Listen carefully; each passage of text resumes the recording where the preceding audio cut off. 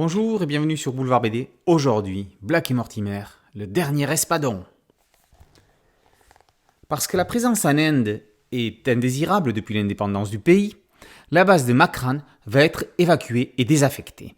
C'est là que se trouvent 5 ailes volantes, des espadons que l'état-major a toujours refusé de remettre en service par crainte qu'une puissance hostile ne s'empare de l'un d'eux en cas d'accident. Les 5 espadons vont être transportés par mer jusqu'à la base de Scowfell. Le capitaine Francis Blake demande à son ami le professeur Mortimer d'encadrer le transfert. En effet, ce dernier est le seul capable de changer les codes permettant d'allumer chacun des avions. Il est plus que prudent de les modifier. Le transfert ne va pas exactement se passer comme prévu. Situé après la vallée des Immortels, le dernier espadon rebondit sur le premier récit d'Edgar Pierre Jacobs, Le secret de l'espadon.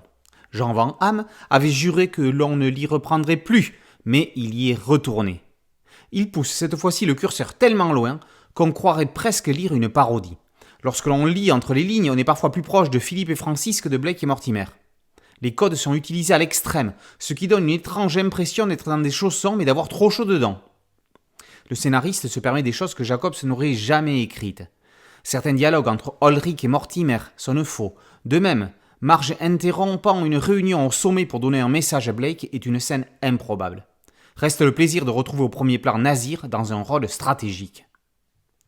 Les Néerlandais Teun Berserik et Peter Van Dongen pratiquent une impeccable ligne claire. Leur partage des planches est impossible à déceler.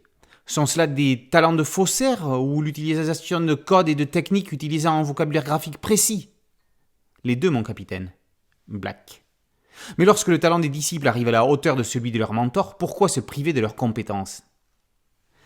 Les prochains Black et Mortimer annoncés sont 8 heures à Berlin, dessiné par le talentueux Antoine Aubin sur scénario de Bocquet et Fromental, ainsi qu'un nouveau Sante Juillard dont l'action restera dans la perfide Albion.